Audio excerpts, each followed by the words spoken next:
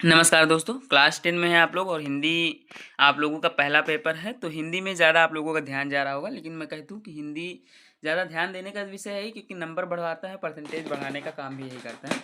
इसमें सिर्फ जो 20 बहुकल्पिक प्रश्न आते हैं उन पर अगर आप अच्छे से ध्यान दे दें तो पूरा पेपर वैसे भी सॉल्व रहता है। तो आज मैं आप लोगों के लिए उन 20 वैकल्पिक के साथ साथ एक हूबहू वायरल पेपर लेकर आया हूँ, जो कि आप लोगों के लिए बहुत इंपॉर्टेंट होने वाला है। और ये मैं दावे से कह सकता हूँ कि इसके क्वेश्चंस एग्जाम्स में आप लोगों से जरूर हल होंगे। ठीक है, पहला क्वेश्चन है कि कलम का सिपाही क्या है? एक अमृत राय द्वारा रचित रचना है या किस विधा की रचना है? ये क्वेश्चन पूछा गया। तो ये जो विधा है वो जीवनी है। क्या है? जीवनी। ठीक है। क्वेश्चन नंबर 2 है मैला आंचल फणीश्वर नाथ रेणु की का कैसा उपन्यास है? तो मैला आंचल जो है फणीश्वर नाथ रेणु जी का आंचलिक उपन्यास है। कैसा उपन्यास है? आंचलिक। ठीक है। पसीने की कमाई मतलब क्वेश्चन नंबर 3 है पसीने की कमाई के रचनाकार कौन है? तो पसीने की कमाई जो लिखी है भगवत शरण उपाध्याय जी ने लिखी है। काफी अच्छी कहानी है। प्रायश्चित किसकी प्रसिद्ध कहानी है? तो प्रायश्चित जो है आप लोग भगवती चरण वर्मा जी की बहुत प्रसिद्ध कहानी है। ठीक है। क्वेश्चन नंबर 5 है साहित्य लोचन का लेखक का नाम बताइए। तो साहित्य लोचन के जो लेखक का नाम है वो है श्याम सुंदर दास जी। क्या है? श्याम सुंदर दास जी। ठीक है। प्रिप्रवास खड़ी बोली का प्रथम महाकाव्य है। इसके रचयिता कौन है? तो प्रिप्रवास यानी कि अयोध्या सिंह हरिपा मतलब अयोध्या सिंह उपाध्याय हरिऔध जी हैं। ठीक है। क्वेश्चन नंबर 7 की तरफ बढ़ते हैं। रश्मि और निहार के रचयिता कौन है? रश्मि और निहार के रचयिता, तो रश्मि और निहार के रचयिता है महादेवी वर्मा जी। कौन है? महादेवी वर्मा जी। ठीक है। चिदम्बरा व सुमित्रानंदन पंत को कौन सा पुरस्कार मिला था? तो चिदम्बरा पर जो सुमित्रानंदन पंत जी को पुरस्कार मिला है वो मिला है भारतीय ज्ञानपीठ का। कौन सा मिला है? भारतीय ज्ञानपीठ का। ठीक है। क्वेश्चन नंबर 9 है हमारा हास्य रस का स्थायी भाव क्या है? तो हास्य रस का स्थायी भाव आप लोग जानते हैं हास्य। क्वेश्चन नंबर 10 है अंबर पनघट में डूबो रही तारा घट ऊषा नागरी, इसमें कौन सा अलंकार है? तो क्वेश्चन नंबर 10 है, इसमें अलंकार पूछा गया है। इसमें अलंकार रूपक है। कौन सा है? रूपक। ठीक है। सोरठा छंद के विषम मतलब विषम पहले और तीसरे चरणों में कितनी मात्राएं होती है? तो सोरठा वर्ड के जो विषम में है, अगर विषम में पूछेगा 11 11, सम में पूछेगा तो 13 13। ठीक है। क्वेश्चन नंबर 12 है अभिमान शब्द में प्रयुक्त उपसर्ग कौन सा है? तो अभिमान शब्द में जो प्रयुक्त उपसर्ग है वो आप लोगों का अभि है। कौन है? अभि। ठीक है। क्वेश्चन नंबर 13 है तिरंगा में कौन सा समास है? तो तिरंगा में जो समास है वो द्विक समास है। कौन सा समास है? द्विक। ठीक है। क्वेश्चन नंबर 14 की तरफ बढ़ते हैं। अच्छी शब्द का तद्भव रूप है। तो अच्छी शब्द का तद्भव रूप यहाँ पर क्या है? आँख। ठीक है। यद्यप में कौन सी संधि है? तो यद्यप में संधि पूछी गई है। तो यद्यप में आप लोग जानते हैं संधि कौन सी है? यण संधि है। ठीक है। क्वेश्चन नंबर 16 की तरफ बढ़ते हैं। फलेश किस विभक्त व वचन का रूप है? तो फलेश जो है आप लोग किस विभक्त और वचन का रूप पूछा गया है वो है आप लोगों को सप्तमी वचन बहुवचन का। ठीक है।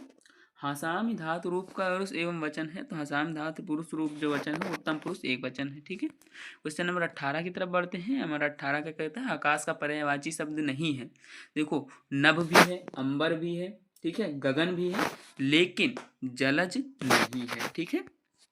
क्वेश्चन नंबर 19 है छायावाद की समयावधि कब से कब तक मानी जाती है? तो छायावाद की जो समयावधि है 1919 तक है। ठीक है। क्वेश्चन नंबर 20 है नीड़ का निर्माण फिर किस विधा की रचना है? तो नीड़ का निर्माण फिर एक प्रकार की आत्मकथा है। ठीक है। क्वेश्चन नंबर अब यहाँ से खंडबा शुरू होते 50 अंक का खंडबा आएगा, 20 अंक का वो शेफ आएगा। अजंता संसार की चित्रकलाओं में अपना अद्वितीय स्थान रखता है। इतने प्राचीन काल के इतने सजीव और इतने बहुसंख्यक चित्र कहीं नहीं पाए जाते हैं। तो इसका क्या करना है? संदर्भ लिखना है। तो संदर्भ में अगर आप जानते हैं डॉक्टर भगवत शरण उपाध्याय जी इसके लेखक हैं। और बाकी तो आप जानते हैं प्रस्तुत पाठ पुस्तक हमारी गंदी कांट पुस्तक से ली गई है, जिसके लेखक डॉक्टर भगवती शरण उपाध्याय जी हैं। ठीक है। भगवत शरण उपाध्याय जी ही ये हो जाएगा। अजंता की चित्रकला का संसार में क्या स्थान है? तो अजंता की चित्रकला का अद्वितीय और विख्यात है, मतलब चित्रकला अद्वितीय और विश्वविख्यात है। ठीक है। ये हो जाएगा। बहुसंख्यक चित्र कहीं नहीं पाए जाते हैं, इस चीज़ को याद रखना। पद्यांश आधारित प्रश्न आएगा। पद्यांश आधारित प्रश्न के बारे में बात करते हैं। सच्चा प्रेम वही है जिसकी तृप्ति आत्मबल पर निर्भर हो, त्याग बिना निष्प्राण प्रेम है, करो प्रेम पर प्राण निछावर। ठीक है। ये मतलब कि पद्यांश दिया गया है, इसका संदर्भ लिखना है। तो संदर्भ में बता दूं आप लोगों को स्वदेश प्रेम से लिया गया है। और कवि इसके रामनरस त्रिपाठी जी कवि कहते हैं कि बिना त्याग के प्रेम मृत के समान है। ठीक है। सच्चा प्रेम क्या है? त्याग बिना प्रेम प्राण प्रेम है, और करो प्रेम प्राण निछावर। ठीक है।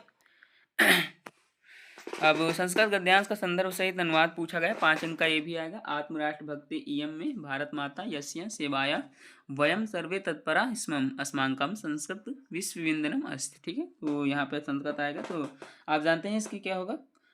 इसमें आप लोग सबसे पहले क्या लिखना है? हिंदी अर्थ लिखना है। संदर्भ क्या होगा? संदर्भ बता देता हूँ। जो ठीक है, मतलब संस्कृत गद्यांश का। तो आम्र राष्ट्रभक्त, हम भारत राष्ट्रभक्त, एम की भारत माता के यशम शिवायम वयम करके आप लोग कर लीजिएगा इसको। ठीक है, जीवन परिचय आएगा, लेखक एक डॉक्टर भगवत शरण उपाध्याय जी को तैयार कर लीजिए और जयशंकर प्रसाद जी को तैयार कर लीजिए। ठीक है, और कवि के बारे में बात करें तो सुमित्रा कुमारी चौहान जी को तैयार कर लीजिए, सुमित्रा नंदन पंत को तैयार कर लीजिए। और यहाँ पे एक बोनस पॉइंट बता दें तो महादेवी वर्मा को भी आप लोग तैयार कर सकते हैं, और ये बोनस पॉइंट है, दोनों में पूछी जा सकती है। ठीक है, श्लोक आएगा आप लोगों का एक, कोई जो इस पुस्तक में श्लोक न दिया गया हो वो श्लोक आप लोग लिख दीजिएगा। उसके साथ साथ क्वेश्चन आंसर आएंगे, ज्ञान कुंद्र सभवती, तो ज्ञान सर्वत्र सभवंत। ठीक है, पदेन बिना की दूर यति, तो आप जानते हैं पदेन बिना पत्र दूर यति। ठीक है, निबंध लेखक आएगा लगभग 9 अंक का, और निबंध लेखक मैं आप लोगों को बता देता हूँ, प्रिय मेरा प्रिय साहित्यकार, आत्मनिर्भर भारत, योग और स्वास्थ्य, ये सारे 3 टॉपिक्स आप इसमें से कर लीजिएगा। अपने विद्यालय के प्रधानाचार्य को छात्रवृत्ति प्राप्त करने के लिए आवेदन पत्र लिखिए, सारा कुछ कर लीजिएगा। तो आप लोगों का क्वेश्चन पेपर सॉल्व होता है कितनी आसानी से और कितनी जल्दी मैंने सॉल्व करा दिया है, और वो भी बिना किसी अटक पिटक के, और ना ही बिना किसी कोई ये चीज़ हाँ कि कुछ मैंने छोड़ा हो। ठीक है, तो आशा उम्मीद है विश्वास कि आप लोगों को वीडियो पसंद आई होगी। मिलता हूँ किसी और टॉपिक में, तब तक के लिए धन्यवाद।